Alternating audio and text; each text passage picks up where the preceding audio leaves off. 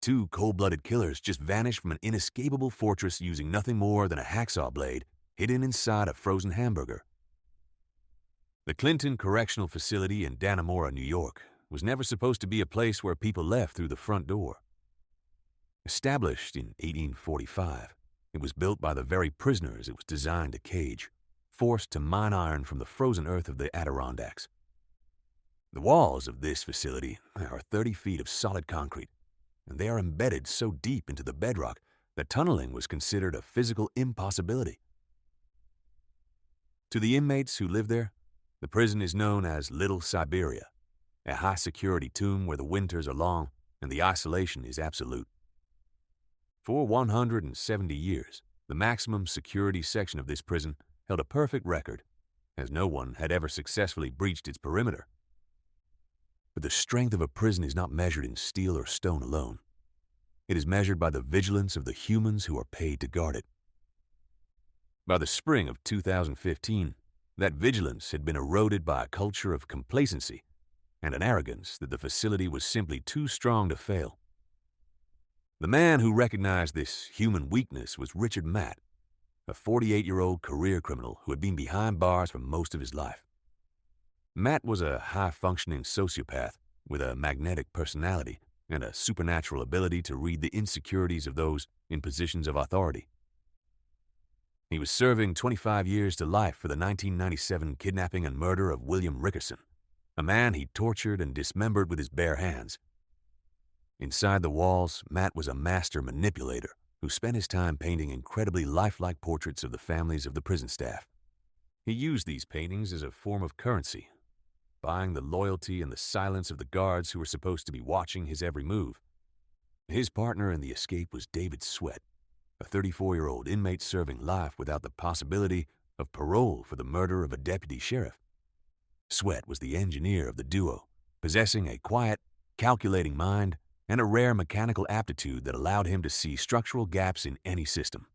Because of their status as model inmates, both men were housed in the honor block, a section of the prison that offered rare and dangerous privileges. In A block, the inmates could cook their own food, wear civilian work boots and sweatshirts, and move with a level of autonomy that was unheard of elsewhere. They used this freedom to find their way out, and they found their answer in the prison tailor shop, specifically in a civilian employee named Joyce Mitchell. Mitchell was a 51-year-old supervisor who felt invisible in her marriage and was desperate for any form of excitement or validation in her life. Richard Matt sensed her loneliness immediately and began a campaign of psychological grooming that lasted for months, making her feel special and desired. He painted portraits for her and whispered promises of a romantic future in Mexico, convincing her that she was his partner rather than his supervisor. Soon, Mitchell was no longer an employee of the state. She was a criminal accomplice who began smuggling items into the prison for the two men. The grooming was so effective that she eventually agreed to provide them with the tools they needed to dismantle the fortress from the inside out. Mitchell purchased heavy-duty hacksaw blades, steel chisels, and specialized drill bits from local hardware stores in the towns surrounding the prison. The problem was the security at the front gate, where guards were supposed to search every bag and run every person through a metal detector. To bypass this, Mitchell devised a plan that relied on the complacency of a night shift corrections officer named Gene Palmer. And then she took the metal hacksaw blades and shoved them deep inside the center of thick logs of raw, frozen hamburger meat, wrapping them tightly in plastic. Or she handed the packages of meat to Palmer, who had already been compromised by his inappropriately casual relationship with Matt and Sweat. Palmer bypassed the metal detectors and the bag searches entirely, believing he was just doing a favor for the good guys on the honor block. He walked the frozen meat directly to the cells of the two killers, unknowingly handing them the keys to their eventual freedom. With the tools hidden beneath the floorboards, David Sweat began the physical labor of the escape, working every night once the lights went out. He targeted the quarter-inch thick steel plate at the back of his cell, a task that required he saw through metal, millimeter by painful millimeter.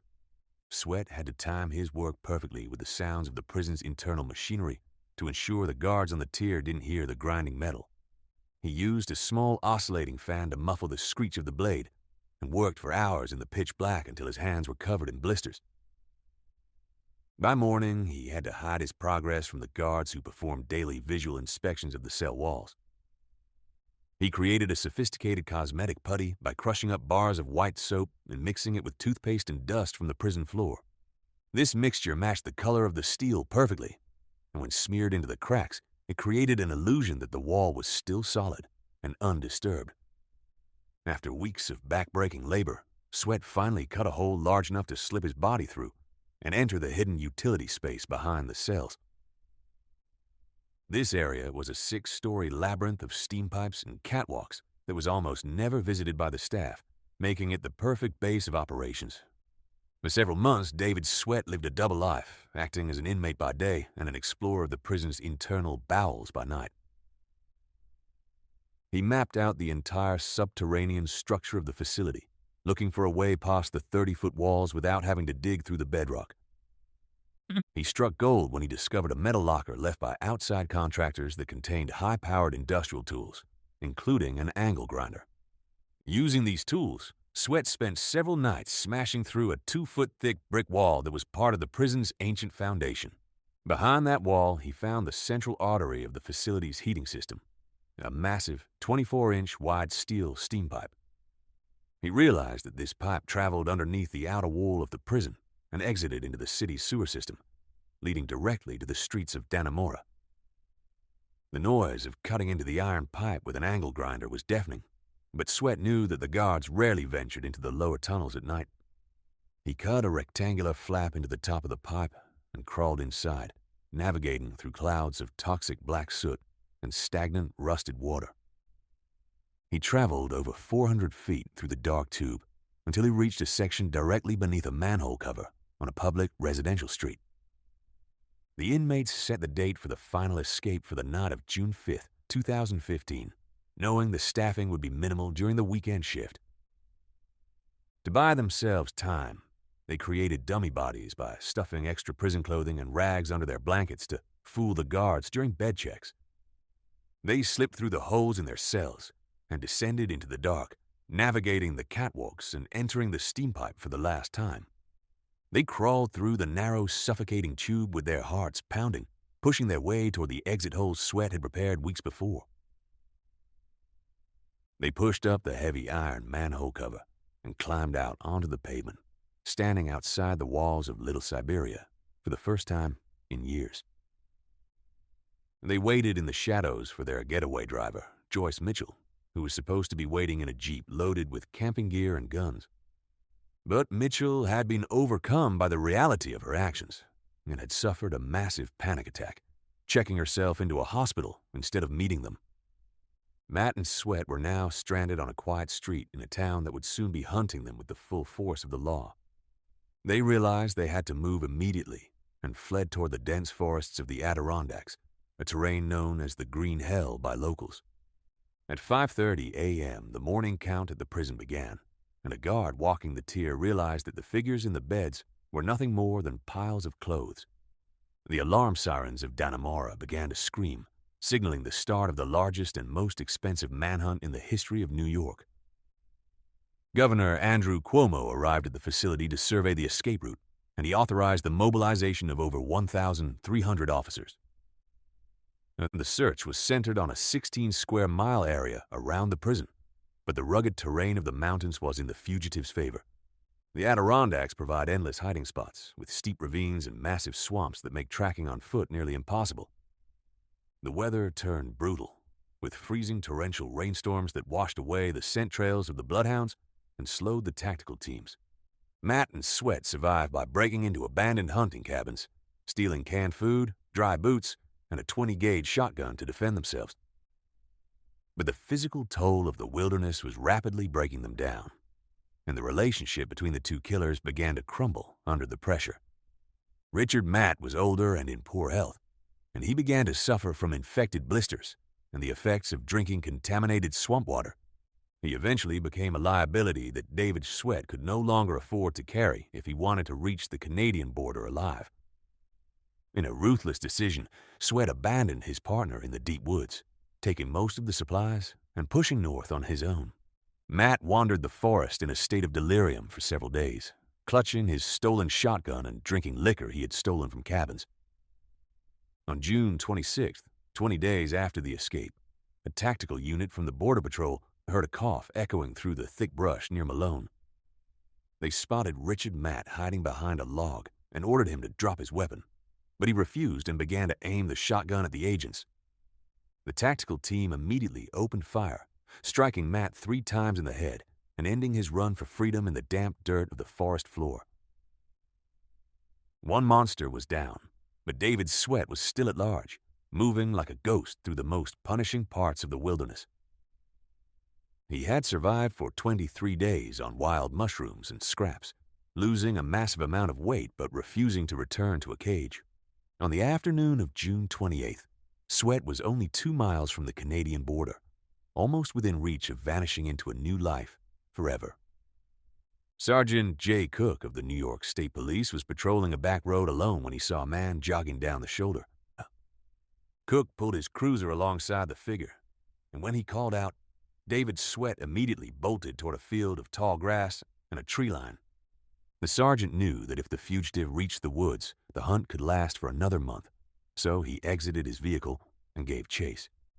Realizing Sweat was gaining ground, Cook stopped, took a steady aim with his rifle, and fired 2 shots that struck the killer in the torso. David Sweat collapsed in the grass, bleeding profusely but alive, as the handcuffs were finally snapped onto his wrists after 3 weeks of terror. The manhunt had cost the state $23 million and had exposed deep corruption and negligence within the Department of Corrections. Joyce Mitchell was arrested and sentenced to 7 years in prison, while the guard, Gene Palmer, also served time for his role in the security breach. The honor block at Clinton was shut down, and the privileges that allowed the escape to happen were revoked for every inmate in the system. David Sweat was sent back to prison, but this time he was placed in permanent solitary confinement in a concrete box with no view of the sun.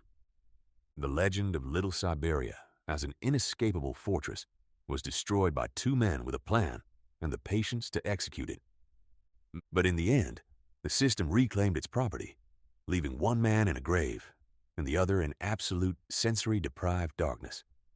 The story of the Dannemora escape remains a chilling masterclass in the power of manipulation and the catastrophic price of institutional complacency. It serves as a reminder that no wall is too high and no lock is too strong if the humans guarding them decide to stop paying attention.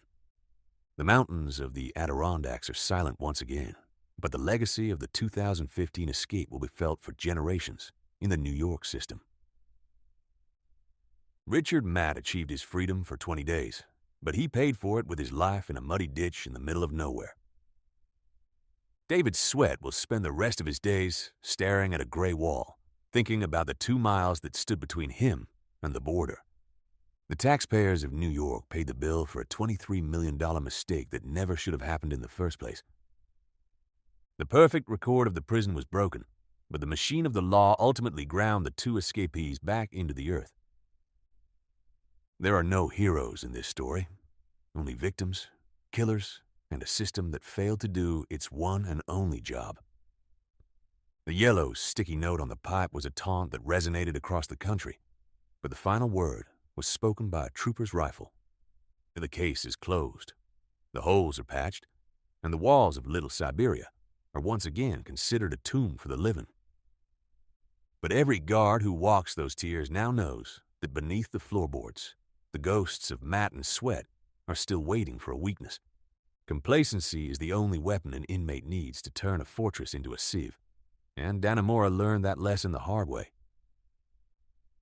The great escape of 2015 was a tragedy of errors that ended in blood, exactly as anyone could have predicted from the very start. 1 man is dead, 1 man is in a box, and the system is left to pick up the pieces of its shattered reputation. The 30-foot walls still stand, but they no longer look quite as solid as they did on the morning of June 5th. The wilderness is a quiet witness to the 23 days when 2 monsters were the most famous men in the world. In the absolute end, the law proved that it could be beaten for a moment, but never for a lifetime. The manhunt is over, the sirens have stopped, and the village of Dannemora has returned to its uneasy, frozen peace. But the story of the hamburger, the hacksaw, and the hole in the wall will be told as long as there are men behind bars. It is a story of how easily the impossible becomes the inevitable when the right person is pushed in the right way. The Clinton Correctional Facility remains a monument to the state's power, but it is also a monument to its most embarrassing failure. Richard, Matt, and David Sweat are gone from the honor block, but their names are etched into the history of American crime forever.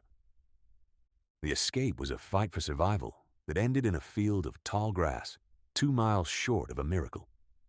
Now, the fortress won, the system reclaimed its own, and the silence of Little Siberia was restored at the highest possible cost. Now, the manhunt of 2015 is a finished chapter, a dark reminder that some monsters can never be truly caged. One paid with his blood, and the other will pay with every second of his remaining life in a world without light. The record is gone, the pride is wounded, and the town of Dannemora will never forget the summer the walls fell. The forest has grown over their tracks. The rain has washed away the blood and the soot. The tunnels are filled with concrete now. Every hole is patched. Every path is permanently blocked. David Sweat sits in a quiet cell. He has no tools. He has no more plans. The guards don't do favors anymore. The meat is searched. The rules are written in stone. People in town still look at the towers.